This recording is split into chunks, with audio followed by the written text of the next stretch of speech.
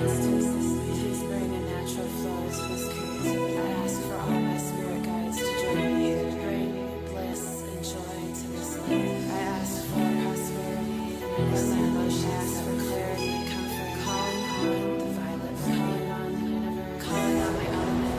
to the Ness podcast. This podcast is a container for sacred healing and connection.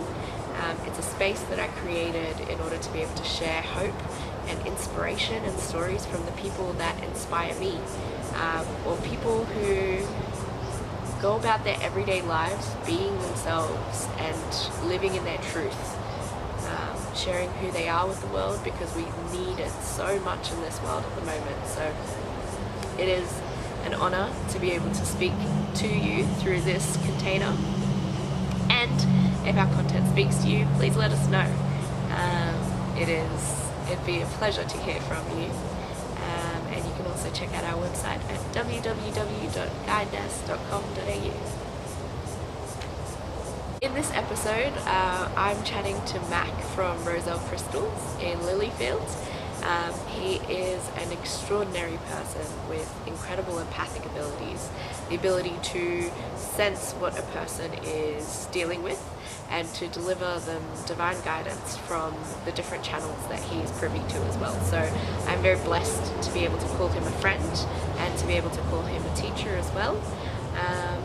And yeah, this conversation that we had, it took so many different turns. Unexpected ones, because we went in there unscripted, and we talk about everything from judgment and helping others and what that might mean personally to the global shift that we're kind of going through at the moment, this collective consciousness shift. We talk a lot about the self and the inner work that we need to do as individuals who are part of a collective in order to heal our planet. I really love this conversation, and I hope that you will too. So welcome to the Ness podcast. Please enjoy, and don't forget to interact with our posts and share the love.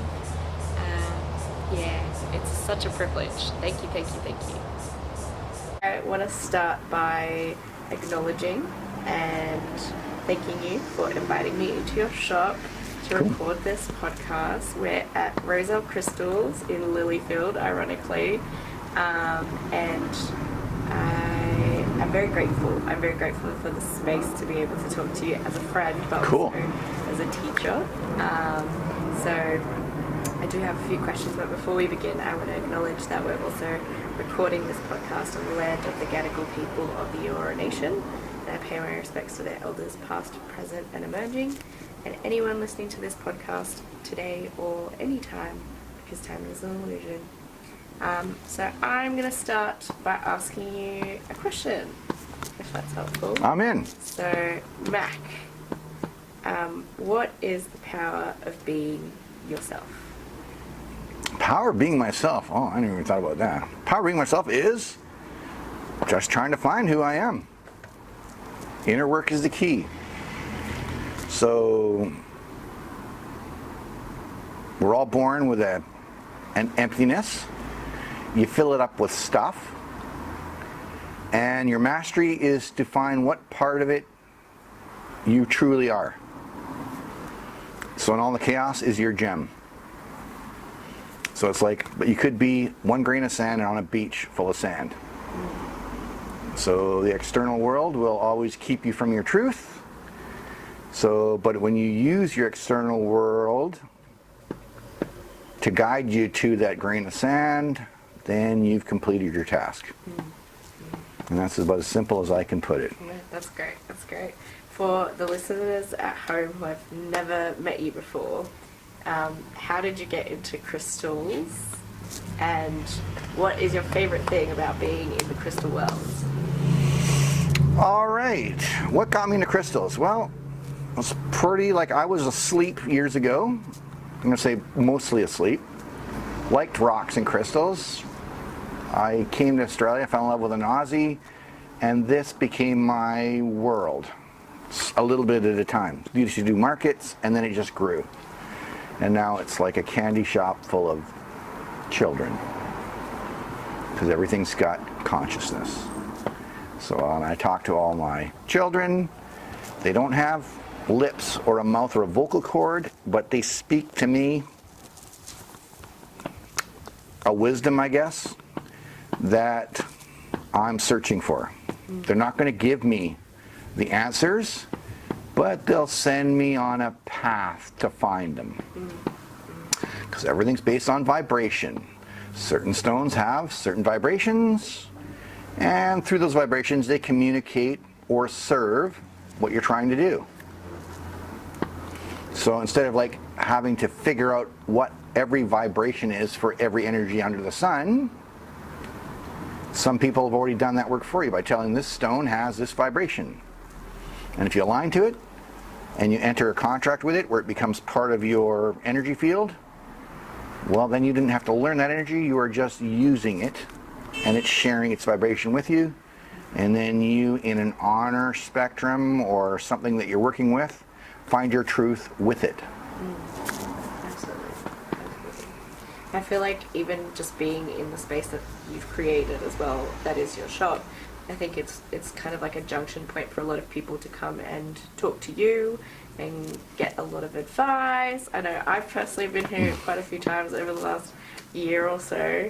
I guess what about it is so rewarding? Well, that's the best part of the job, is talking to people that are vibrating high. Because every one of us that does that inner work, when you find your truth, you might be a healer. You might be able to create things, generate things, heal things. Healing, like most people are onto healing things. But there are people out there that are creators of all kinds. People that are like putting energies together and creating new things. So we do, it's like almost like we're all alchemists. But we're no longer using 3D stuff. We're using energy that you can't see to create things that work. So your true mastery is being a wizard. Creation. Yeah. Part of the journey is what emotions are. So basically they're energies in motion. Sure. All right, so at first you're like plagued by them, messed up by them, broken by them, but when you find out what those emotions are all about, you can call on them and use them, a variation of them, and create a new variation or a new harmonic, which will be unique to you to do something, I'll use the word miracle. Power is in the beholder of the one that makes something up out of everything. Yeah. And does something with it. Well, I think it's something that we all have as human beings, right? The ability to be able to pull something from the recesses of our heart or mind or soul and then manifest it or express it in a human realm, in a physical reality.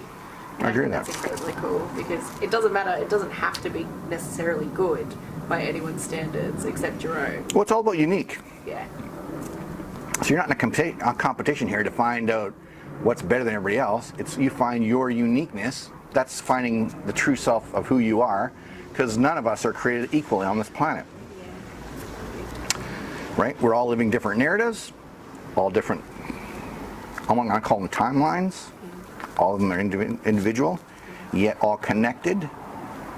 Right? So what? There's about 8 billion people on the planet. Well, it's going to take all of us to be a whole. Yeah. So every one of us has a part to it. How we all join up, it's not your job, but pull out the gem in you.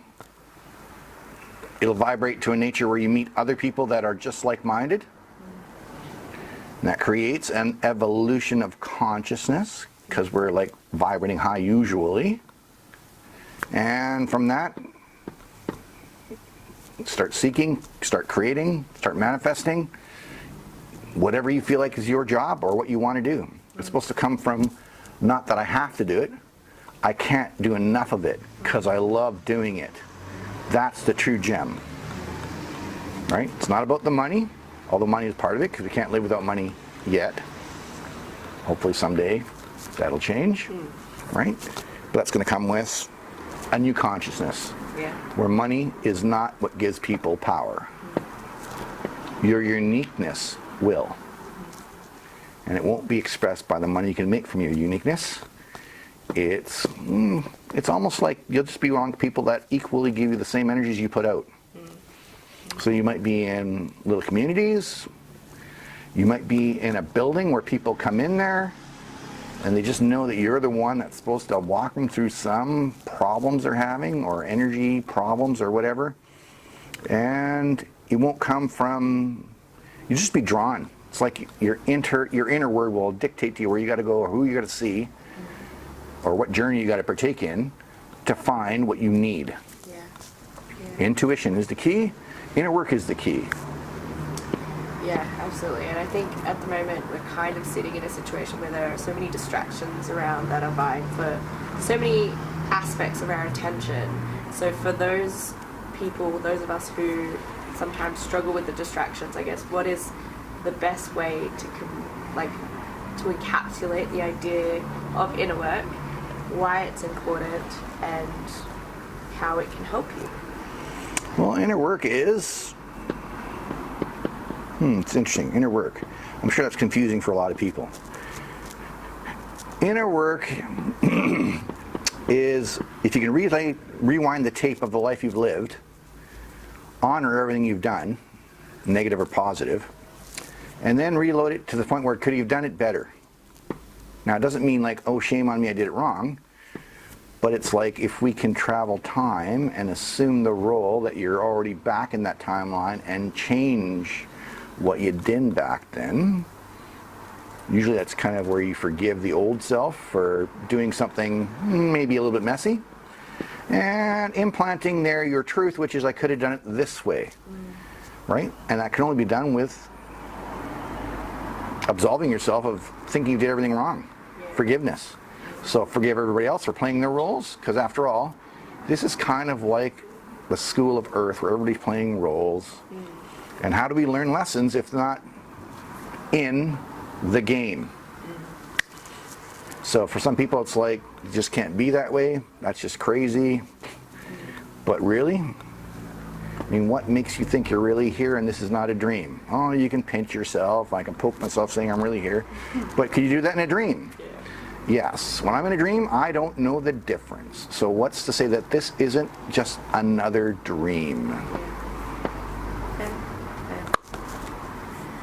I feel like I hear you talk a lot about forgiveness, and as I think I've practiced it a little bit in my time, but I think a lot of people hear a lot about forgiveness and aren't sure how to exactly push that through themselves in a way that makes meaningful change occur through their life. So how can people move through that? Well, I find forgiveness, I can't say it was easy to start with because you're hurt. And when you're hurt, you feel like, well, how can you forgive somebody for being hurt? But how did you learn your lesson? How did you get hurt? And if it's an old scene that keeps repeating, how do you get out of the old scene that keeps repeating? Because the universe will keep creating the same scenario over and over again until you learn your lesson. So how do you absolve yourself from lesson? Unless you do something different. So it's like you now, I guess in forgiveness, are assuming the roles that everybody that was in the matrix that messed you up and played all their parts. And you're going to, like, some people go like, that's gross. I don't want to ever be that egotistical person, that narcissist, all this stuff. But by just identifying them and now going like partaking in that, well, how did they become that? Now this is the key. How does somebody become a narcissist? They too have gone through a rough life, and that's the way their ego, or whatever you want to call it, has kept them moving forward, denying the truth. So if we all keep denying our truths, we don't ever forgive, well, that's the 3D world reincarnated a billion times over until somebody stops looking for vengeance, being reactive, I'm right and you're wrong. Well, that's a never-ending story of 3D world. To get yourself out of that, you got to like vibrate, connect to a higher universe or vibration or consciousness, to be the observer and look at everybody playing their parts and go like, wow, that's quite a movie. How do I like clean this scene up and move to the next one? I think I'll just assume all the roles in this scene, take on all their emotions. Some of them are going to make you sick, some of them are going to make you feel happy, sad, broken. All are going to induce emotions out of you. And if you can play all those emotions from every part of the screen and go like, wow, that was fun. And now with forgiveness for yourself and everybody else that played the roles, release them all from these contracts so you can accept the new scene. It's kind of how it works for me. So, but you just can't do that by like, oh, I forgive everybody and let's walk through it.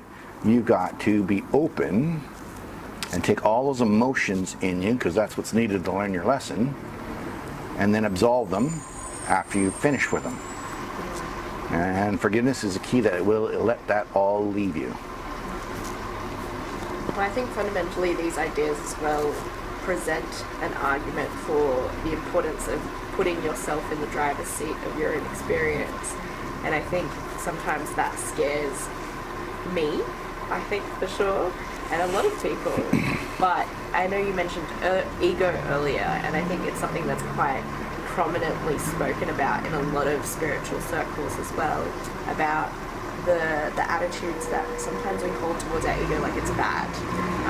And I think from the understandings that I've been able to receive through our conversations, that's something that I've been able to shift within myself. But how can we do that on a collective level as well? Well, ego is just you as a human being, and all the lessons that you've learned is what your ego is. So for people that have heavy egos, probably usually have had pretty heavy lives. Protection, probably been broken so many times as a child. Ego grows to protect themselves, and it reacts to somebody who puts a finger on those broken parts. So you react to protect that part. Could be angry, frustration, whatever it is, hate, to deflect and move somebody away. So that's your ego. But if you do inner work, it softens your ego because there's less to protect. Until the point where you've got nothing to protect, and then you don't react to anything. Nothing negative anyways. But you will react to positivity, because once everything that becomes positive, and then positive people come around you, then you get lit up like a Christmas tree. Because all that positive energy does something to your body, to your mind, to your DNA, to your soul, if you believe in you have one. So injuries usually are playing around with negativities. When you're all healed, there's a different kind of energy that comes into you. I'm going to relate it to as with one word, is just positive energy, right? Growth, positivity. So from the ground, you grow. But if you don't have these injuries early in life, you don't even pronounce any roots early in life. So some people have beautiful childhoods and then enter into a chaotic mind when they leave the family. So some people are like, wow, you had lucky parents. Your parents were amazing. Never disciplining you, whatever. But those same people have other problems in their 19s and 20s and 25s and all that, because they've never been with people that would break them. So somewhere along the way, you can't ever be free of it. Right? So I guess some people might be able to do it, but they'd have to live pretty sheltered lives through their whole lives and have a community of people around that won't let anything negative come at them. Yeah. Sounds like a cool life, but don't think I'd want that, because there's no polarity to it. I would see that life as being respectable, but it's a safe life. And for me, yes, I've had some crazy ups and downs, but that's what gives my life a cool aspect, a roller coaster. Near-death experiences, blissful experiences, fell in love with the wrong types and the right type. Lucky that I got to see all of them, and I know the difference at all. It's like cool life because of it. I try not to judge anybody. I use an honor shield. So I honor everybody, and that's with unconditional love. Everybody's got their path. Everybody is broken. And everybody can only do be a master of one person, and that's themselves. I can invite you, share with you things I've healed in my lifetime, but that would be sharing, not telling you what to do. It'd be dishonorable if I told you what to do. It violates terms of free will. So I will only share with people what works for me, and I do my best with energy, not with words, to put that onto the platform. So I've got some abilities that my words, I do my best to honor the real intelligence, which is behind it, is energy. So underneath all this, I have an energy that flows through me that you can't see with your eyes, but other empaths can feel it. And it's all just love and compassion. Yeah, well, I personally believe that the energies is something that is tied together by love and the feeling of love. But I think sometimes that is difficult to translate to people that maybe don't subscribe to ideas of divinity, or a higher consciousness or a higher power. So I guess for those people, how would you package the idea? Well, love, L-O-V-E, is just a word made up of 5 letters. Is it 5? L-O-V-E, 4. All right, so there you go. So it's just a word until you understand the energy that it is labeling. Right? So there are people that I call them busy-minded. So their whole world is based on literary terms, words and so on, but that's somebody that's really, I can't say living outside your heart, but it's definitely different from your heart space. It's all words. So that causes, if your whole universe is all words, it can be chaotic. Because this brain, if you're thinking and all you have is billions of words going through it, you can get lost in narratives and identity crises. So if you're empathic on top of it, that means feel the emotions of others, and you're too wordy, you don't know if that's your truth or somebody else's truth that's in your mind. Right? That's where you got to go more into the heart center to change those energy fields. Your heart, I'm going to call it the hidden master with no words. The perfect mother that never tells you did anything wrong. Always with open arms to bring you back, only to tell you that it loves you and don't worry about any mistakes you've made, because you're all out of love anyways. Right? So if you've got a combined field of mind and heart together, I call that like a unity consciousness, you'll find that your mind is less loaded with words. And then that mind's more easily equipped to deal with the reality that you're in, and from it, paths open up, and it's up to you what path you'll take. There are no wrong paths. Right? If you go into your intuition, ask the right questions so you can only be answered with a yes or no, honor the yes no. Come to a why, left or right. I want the easiest path or the less restrictive path or the one that's going to be less body, the most fun, that kind of stuff. So is that path on the left? So do I go left? Is I going to get that? Yes or no? No. Oh shit. Right one? Yes. Cool.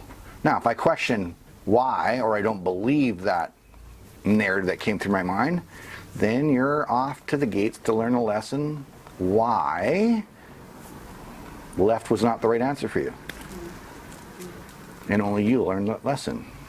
We've all got intuition, and usually your intuition, it's not wrong, but if you ask the right questions, usually it's not wrong. If you're in monkey brain, well, you'll just walk away from your truth. That's why I say I do all the work when I'm channeling. I ask all the questions, and all I'm asking from that other realm, or my realm, or my higher self, or whatever, it's for a simple yes or no. And I just know when I'm getting the truth. but I'm doing all the work. Now, if I ask for a story from the divine, well, if you don't read it right, or you get one wrong word, because change one word in a paragraph, it's no longer with its original meaning. You've put it into something else because you used the wrong word for it. Well, I might send you on a goose chase. So the longer the narrative that you're waiting for, the more lost you may become. For those who are lost, where should they start? Back inside themselves. Start from scratch. Bring up all your more powerful energies. Ask for the truth. And no monkey, more brain. I want the meat and potatoes of life. Yeah, fair. You got it? So I wanted to explain to me in as few words as possible. And yes and no are pretty simple words. Yeah. So for me, if you consider yourself a hard drive, the old binary way where everything was all 1001, my binary way is yes, no, no, yes. So I just ask questions. At first they're slow, one question at a time, but once you get the gist of it, you can be asking in minutes thousands of questions. And you operate going left or right due to the yes or no's that you get. Channeling will improve vastly, but who's doing all the work then?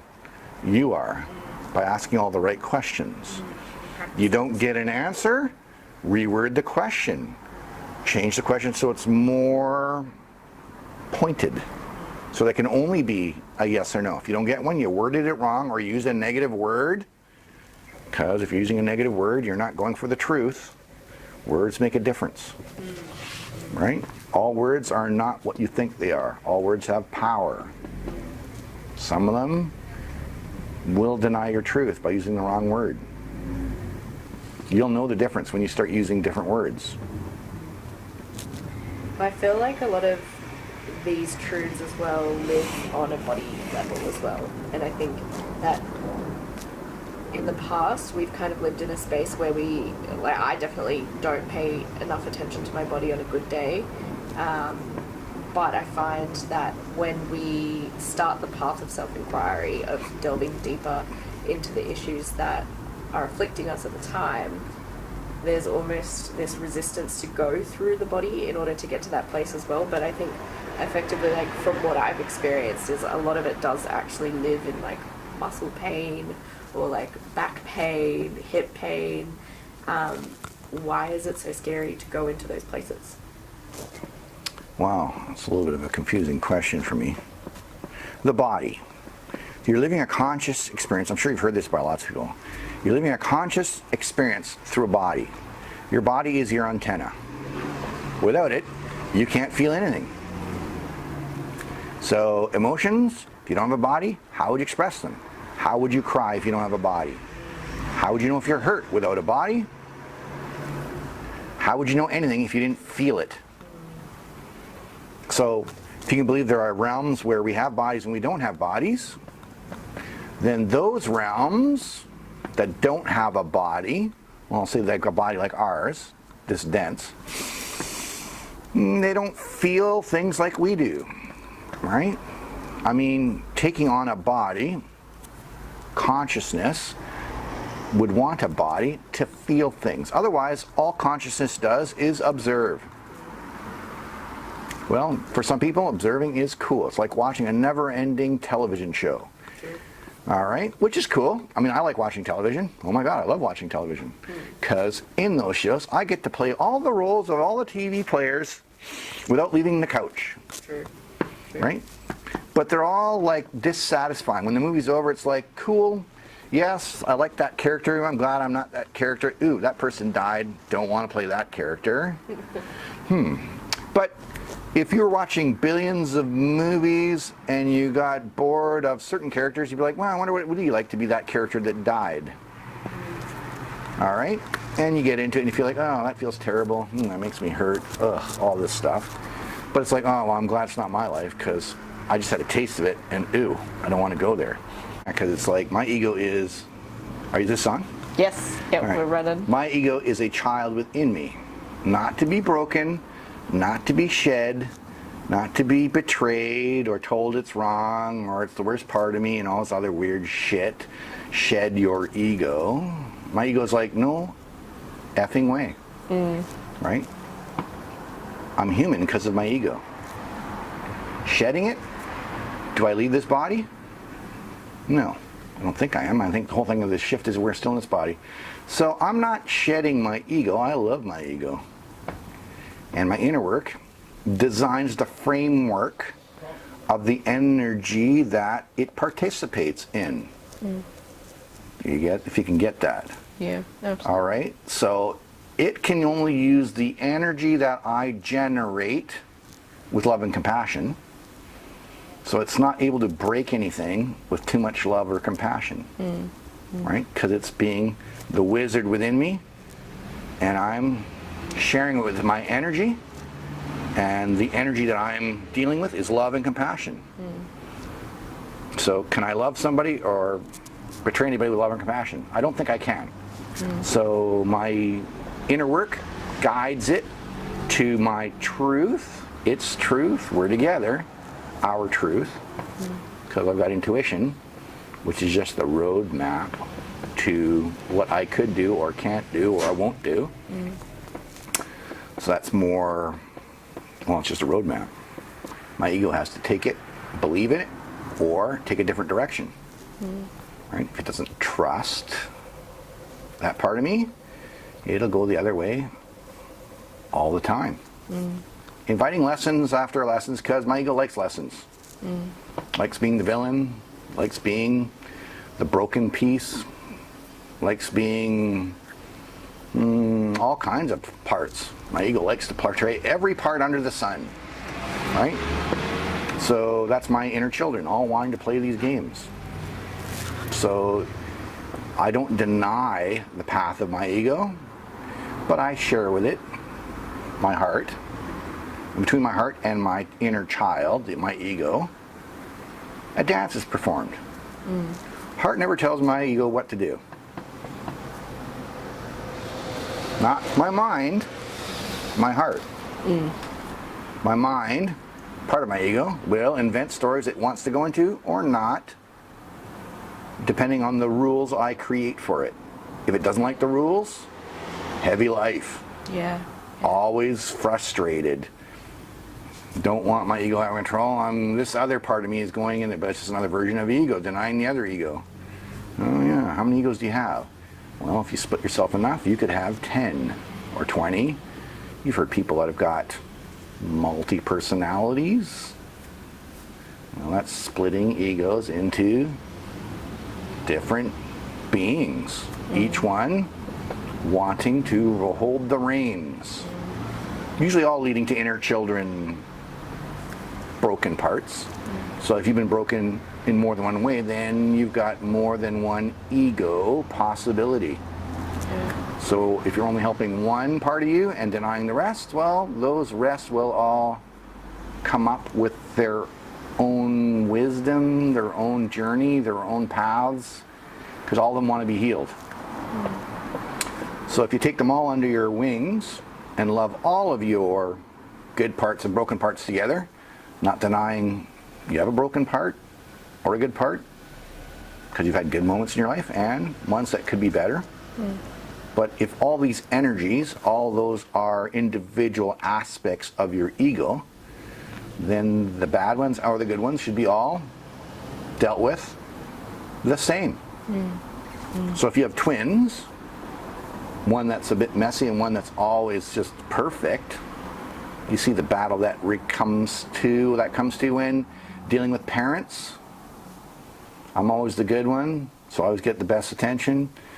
The other one gets always put into the corner or told it's wrong or spanked or denied treats. Well, there's no different from you and all the parts of you treating it that way. So if you love yourself, you love all of yourself, not just your good parts, and deny the bad parts. Then that shatters your ego into how many parts do you want? Yeah. I think a lot of people talk a lot about loving yourself and how important it is. But I think not very many people know what that feels like in practice. And I don't know. I think to love yourself, it's easy to talk about, but if you've never learned what love is just a word. That's why we do all these lessons. Yeah. To find out the emotion, the energy that love is. Well, you might get it right away, or you might be denied it through a whole lifetime. But the only person that would be denying it is you, if you break yourself apart into that many fractions where you're never going to get it right for all of you.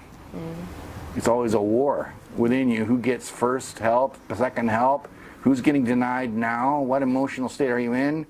What adventure are you in now, denying the ones that are all wanting help? I mean, yeah, that's a tug of war inside yourself every day. So you might want to start your day by getting out of bed with gratitude.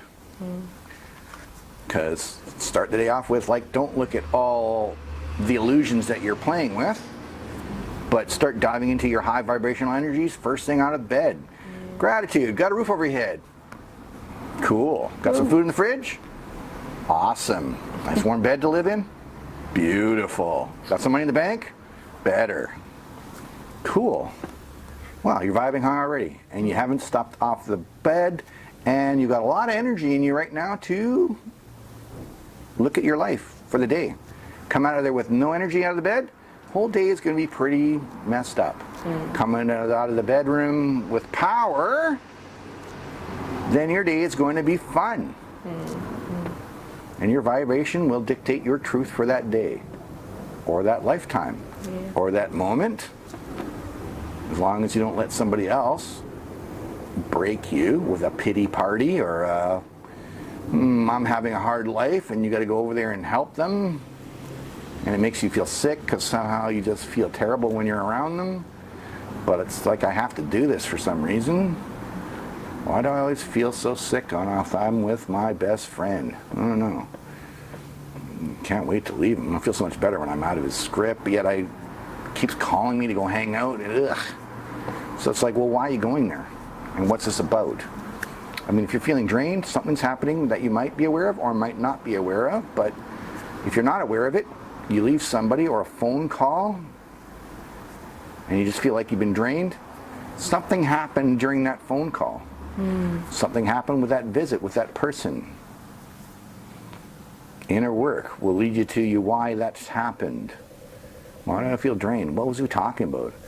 What was I doing? Was I judging him? Oh, fuck, I was. Or was I just giving him pity? Ew. Or is he just a master manipulator, a vampire, telling me some bullshit story to make me feel sorry for him? And while I was doing that, he just drained all my energy. And when I left, he just opened the fridge for another beer, and I left empty-handed. It's up to you what that meant. Sure, people have had variations of that in some way or other. Doesn't mean that everybody is a vampire. Some people don't even know they're vampires. Yeah. So it's up to you to feel energy, know what that energy is, and never leave an exchange, a friendship or whatever, where you're disempowered. So that usually means that person has triggered something in you that you have not identified. A crack. It's a personal guidance system. A damaged part of yourself where they can see it, or they're the same, and they drain you from it. Most people, I don't know about anybody else, but myself, as I do all this inner work, my energy is priceless. It doesn't leave me. As I do more work on myself, I'm self-empowered. And I rule my matrix. That means everything that belongs to me, my energy field, I'm the most powerful. I'm useless when I put my hand in somebody else's universe. It'll get chopped off if I'm in the wrong place, or if I'm not invited.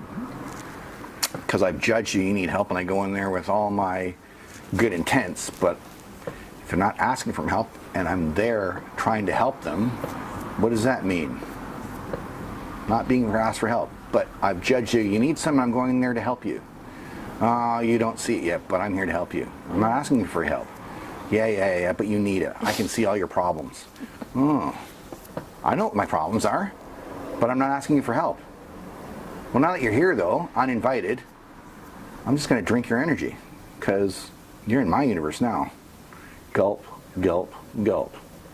It's like, yeah, I went there to help that person and felt fucking violated when I left there. Sorry about the word, but I guess that can be bleeped out. Anyways, you can't help people that don't want help. And if you're in there to help them because you still feel like it, why have you judged them that way? And is that your ego going like, I want to be the savior of the day? I want the spotlight on me to show you what I can do for you. Here's some money. Here's what I got to tell you what to do so you can be a better part of yourself. Who am I, as an equal human, to tell you what to do for you? Is my life perfect? Probably not. Yet I'm going to tell you how to live your life. Interesting. Yeah. I feel like judgment is definitely one of the pillars of what we're currently built on as a collective. Sure. Like, we're taught to do it in so many different contexts. So I guess, how do you break out of that? Because it's such a reflex at some point. So it's trained to be a reflex. But how do you make compassion a reflex rather than judgment? I was usually like an honor code. So like, I don't judge somebody. So I don't judge you. I love you unconditionally. Your life, everything's in there for you to identify and work out for you. My life, the same. Guidance for each other? Cool. What's working for me? Want to try this? Want to try this? No. Cool. Works for me. Don't want to try it. Done. I think it's also discerning between what they feel like within you as well, because I think judgment feels quite heavy. Whether or not you're doing it or receiving it, it doesn't feel like a nice thing to hold. So I think discerning between the difference between... Judging somebody, you're not in unity consciousness. They're different from you. You don't like their vibration or what they're doing. And with judgment, you're telling them what you think they should do to be more like you. Ew. I don't want to be like anybody. I want to be unique. I want to maintain the Mac who I am. I'll listen to everybody, but I use my discernment on what anybody is trying to help me with. And I'll use the breadcrumbs that make sense to me, and I'll deny the rest. Unity consciousness. Yes, unity consciousness. Well, it's all about like a brotherhood to mankind, loving everybody unconditionally, helping people if you're asked to help. I mean, that's unity. Judgment, that doesn't usually invite unity. That's now a polarization. Playing a victim, that's not unity. What do you want to unify with? Other victims? No. Pity party. Yuck. Right? You want to be as powerful as everybody else. Responsible for yourself. Not have somebody else be responsible for you. You lived that part when you were 1 and 2 years old. Where did that get you? Fight to be free afterwards, and then when you're free, you're like, you're wishing you were back then.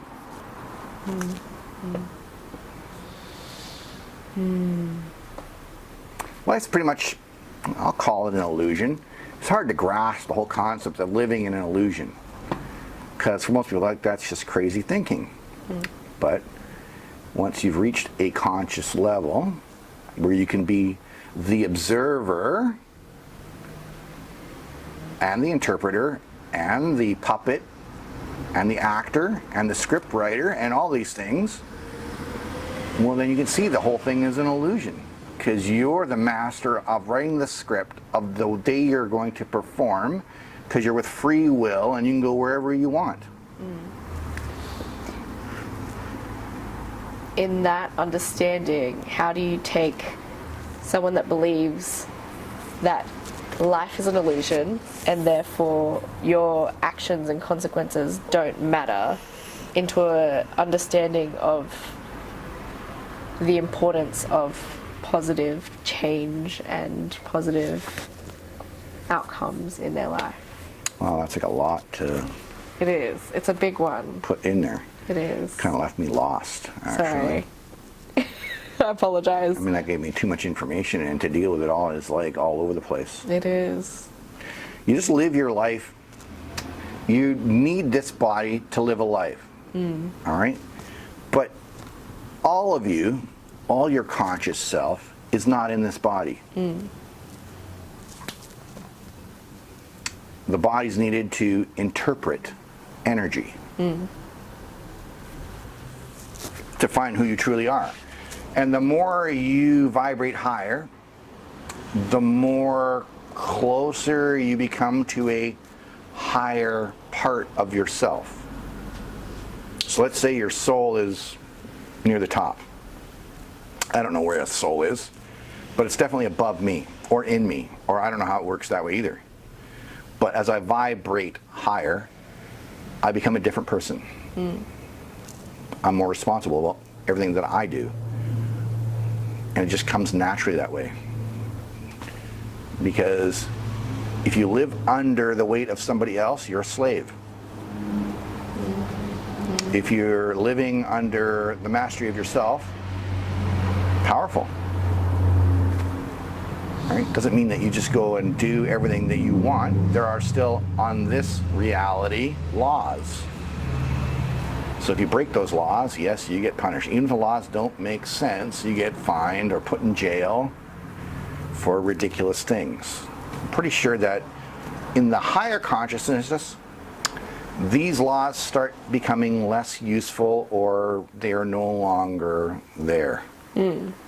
Because if everybody just becomes responsible for themselves, why would you need a law if we're all in a unity consciousness and all finding our way how to be a best unit together, or one? You won't need a law, because you won't be in there stealing anybody from anybody, because that won't feel good, and you won't want to do it. That's what the 3D reality taught us. Not just because someone told you you're not going to feel good or you're going to go to jail for it. It makes you feel sick.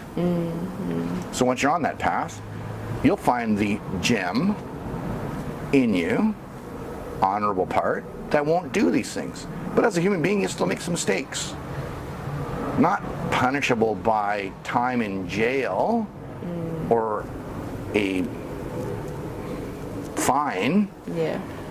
It's going to be your heart is going to puke its guts out when you make a mistake, and you'll only want to apologize for it.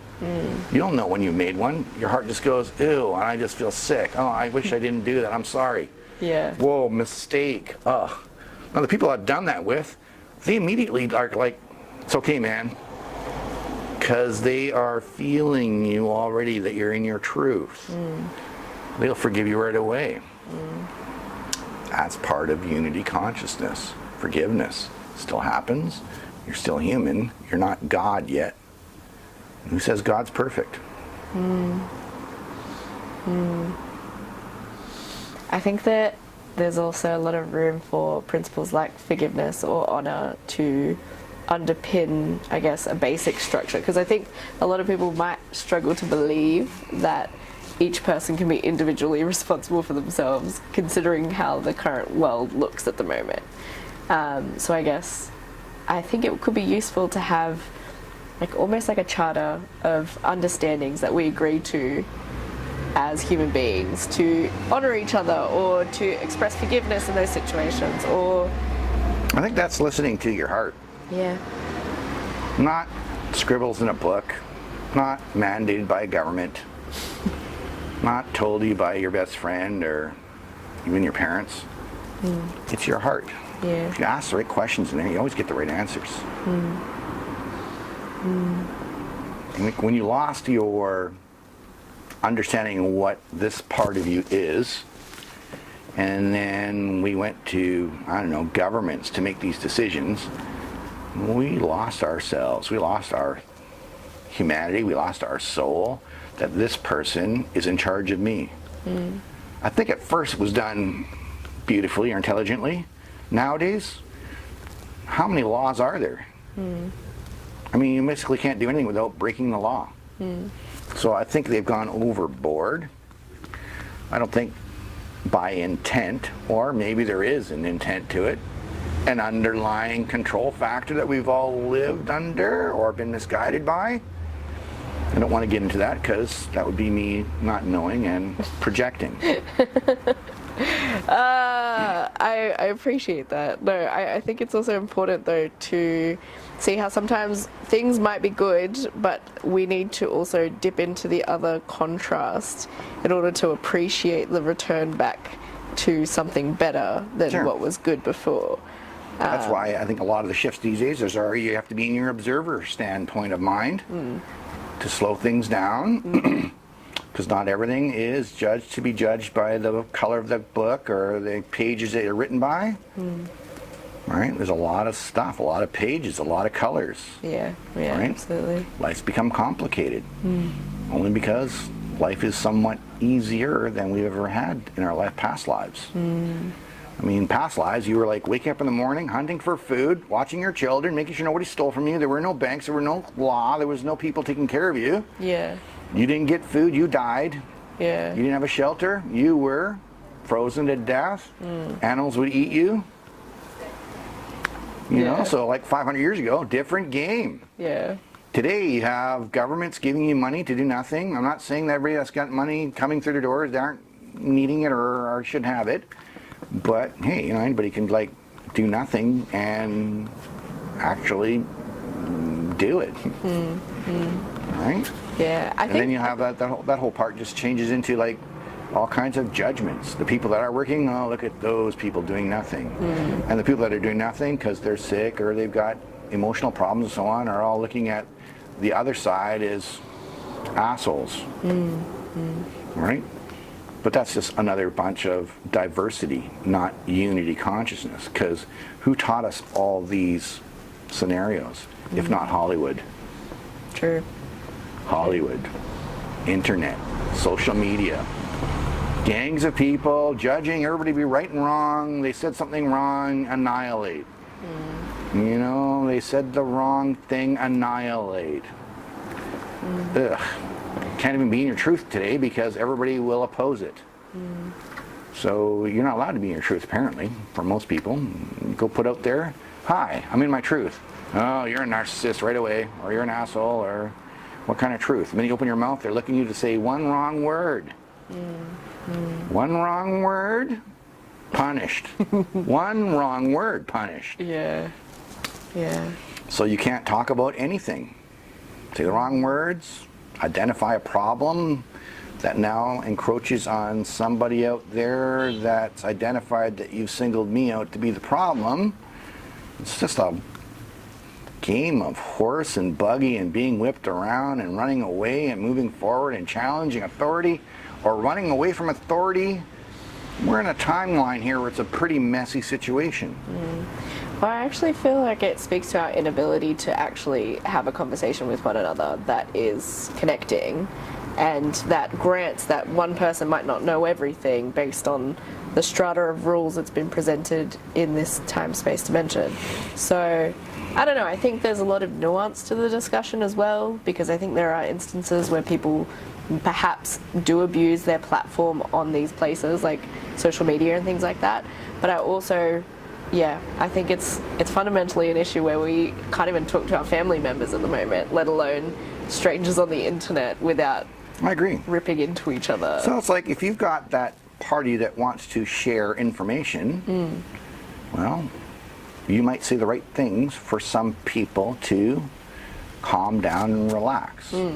Getting out there with a sign and being reactive, I'm not saying won't make a difference, but does it? If it's all about energy, and I truly believe it's that way,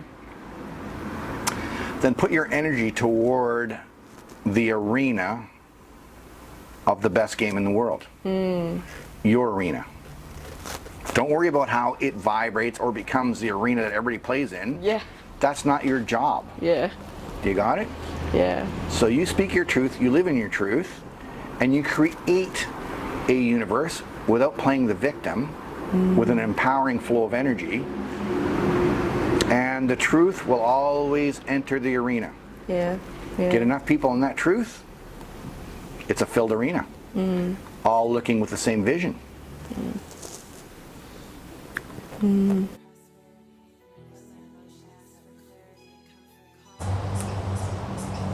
I would like to express my gratitude to Mac for participating in this podcast. I'd also like to express my gratitude to my family as well for hosting me in Sydney for a little while I integrate and decide where it is that I want to go and be next. I think at the moment I'm very much in a great stage of transition in my life, so I really do not know what the next few weeks are going to hold. I know that they will be immense and magical, but following this path and this container to wherever it goes is something that I know will take me there. So come along for the journey. I know I'm going to meet some really incredible people and have some really incredible conversations. So it'll be an honor to have you on that journey with me and to share these integrations with you as well. Thank you.